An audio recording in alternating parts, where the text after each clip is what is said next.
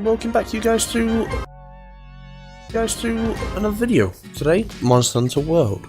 I'll be covering over the traps and things in the areas and all that lot. So first up, the typical vine trap. You can find it on most maps, mostly on obviously the ancient forest, but as you can see, you can't set it off by simply hitting it or anything. So it's in this area and in the there's two there. Yeah, the way to trigger it is to have a creature run into it. I say creature, a monster run into it, and then it will trigger it. I'm not entirely sure if you can set it off with a bomb or not, but I didn't want to waste one of mine, to be honest. So, but yeah, so you can use them to ensnare enemies and all that lot. Really effective. Holds them down for a good 5 to 10 seconds. In that phase you can obviously dish out quite a bit of damage. But yeah, I also fortunately forgot to record any footage of the Rathalos and Rathian encampment, or the nest should I say. There's also another trap up there, however I forgot to obviously, like I said, make the recording for it. But it's literally the dam, and you can use explosive forces, you can make the monster run into it and all that, but once you set it off, obviously it unleashes all the water that's been contained within the dam and will deal damage to Rathian, Rathalos, or whatever's up there, as well as pushing anything in the way down. So obviously when you set it off, if you want to go down, fair dues, go join the water, but if not, stand to the side and obviously let it sweep everything else away. But this is one of my favourite traps. It's the boulder bomb. I call it the boulder bomb, but it's literally just falls on top and deals damage like so. Real simple, real easy, and so yeah. So that's that one, and so obviously I've filtered the maps and everything to show the traps. If you're friends with all the cats, or I say if you're friends with all the cats, if you're friends with the bug trappers and all that lot, they start to appear on each of the maps and everything, and they themselves can be a trap. And all you have to do is get a monster to appear right next to it, and that way you're able to just mount on top of them. They require you to mount on top so they can restrain it, but you to mount on top, and yeah, they'll then throw the vine trap on top of them and hold them for a few minutes. So that's effective. But now, as you can see, this is the Wildspire Waste. I'm still working on transitions or all that lot, so I do apologise. Yeah, so the only real trap in this area is the Diablos sandpit, but I'll show you another cool sort of thing in this map. You know the water moss pods and everything, the puddle pods? Well, they're really effective against the Gyrotodas and the Baroth, especially when they've got their mud on. So if you have your fire weapons and everything, I believe fire is most effective against the Baroth anyway, but yeah, so but obviously the mud nullifies, or not entirely, but weakens the damage of fire. So all you need is a puddle pod. There's a Gyrotodas just up ahead with some mud on, obviously, so I'll be showing you how effective it can actually be, and like I said, it's ridiculously good, especially if you're hunting these guys down. So all you have to do is get close to it, make sure you sling around with the puddle pod. As you can see, straight away broken apart, so I broke the tail part. I'll be shooting it in its head. You see some mud fall off, and twice on its back, and that's fallen off. So like I said, bring fire weapons for the Baroth, probably thunder for the Gyrotodas. Make sure you got some puddle pods, and that way you can easily disarm their shield. Here's the sand pit, and the way to trigger it is to make some loud noises. So having these guys do that, it only really works if there's a Diablos underground so that you can appear through. This will obviously, whatever's in the middle, make it sink down there, or allow you to escape quickly. But they're really effective, because obviously when they screech and all that lot, it makes the Diablos come out of the ground prematurely before he comes and attacks. But you can also harvest their parts and everything to get screamer pods, which obviously is a portable version of them, which allows you to use it whenever and wherever you want. But it's only really useful against the Diablos. There hasn't really been another creature implemented yet that's really affected by noise or that. But it'd be interesting if they added in some more. But I do believe the Deviljho is the next monster to be added in, so that's pretty interesting.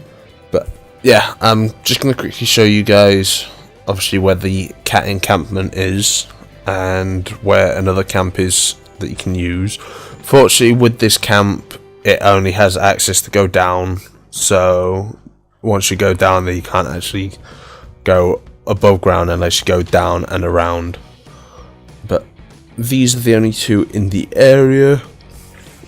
I'll be doing Coral Highlands next, and so yeah, in the Coral Highlands there's a few sort of like well, there's not really that many traps in that area, to be honest. There's I call them mushroom tops, but it's sort of like a water bed sort of thing, where if there's a creature by it, and I believe if you mount it and all that lot, it makes it sink into the water, or into the mushroom thing, whatever you want to call it. So obviously that detains their movement and restrains them. What else is in this area? There's not really any traps around it, to be honest. That's the only one I can think of, apart from obviously the flash flies and everything, which are extremely useful for them. There's a couple sleep toads as well in the forest and all that lot, so if there's any creatures in it, try and obviously anger them, activate the toad, and get them to run through the sleep cloud.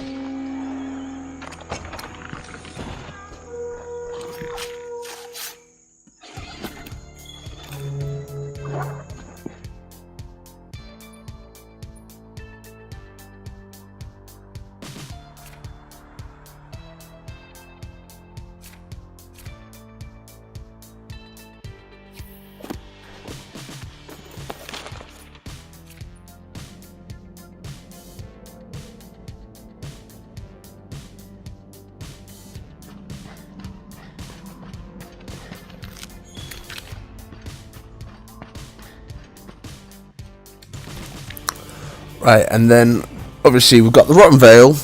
There's, same again, not really that many traps. As far as I'm aware, there's only two, and I say traps. One of them's just extra damage onto them, and as you can see here, it's the bones. I'm just dropping them down, each of them, so there's 3 on here. There should be another just there. And obviously not close enough for it. But yeah, there's only a couple traps here. So obviously got the skeleton sorted out. Transitioning into the next area for it, so it'll be another vine trap sort of thing. You get the monster to obviously run into it, and the vines will drop and obviously ensnare it. As you can see, I've lit it up. It's just a bone instead of a tree this time, but it's got vines on top. And finally, we've got the Elder Stream, but no, Elder's Recess. I always call it the Elder Stream, but it's not. But yeah, as there's only really 2 traps. Same again. There's down in the Fortress Palace thing, Fortress Solitude, whatever you want to call it, Crystal Palace, so on and so forth. Tons of various names you can call it, but in here there's 2 crystals that can drop down, only 2 unfortunately. Also this, I didn't realise you could actually shoot the Uragan explosives prematurely. But yeah, there's one there. Same again, it's a boulder type trap, so it just does damage. And another one there. They're the only 2 that will drop. The 2 pillars that are actually sort of pointing up at an angle, they are to allow you to climb on top of the creature and everything. However, the creature can actually destroy them. As you can see, at the moment it's not triggered or anything, or it's not set up. You'll know when it starts to bubble, like so. So if I walk over the top like so, and I think it does like 150 damage each time to the enemy. It hurts a hell of a lot when you run into it, so obviously I wouldn't really recommend it. But yeah, that's all is for here, I believe. Yeah, so that's all there is, I'm afraid. I was mistaken. There is another sort of like extra bit to it, I guess. Down near the Uragan race strip, there's a few toads that you can find. There's a paralysis toad and 3 or 4 nitro toads. The nitro toads are just toads with explosive bombs on them and all that. So if you hit it, toad will drop a bomb and deal damage to whatever's in the way. So for me, there was a Dodogama or whatever it's called in the way. So obviously I'm trying to get the paralysis one. So there's a paralysis cloud popping up. There's one up there for the nitro toads, and I'm trying to lead it into it, but it's obviously not working. And I'm going to try and show you the trap and all that. So try and lead it over, activate this, give it plenty of time and damage. But yeah, these are the only traps that I'm aware of, so thank you for watching. I hope you enjoyed, and I'll see you guys in the next one.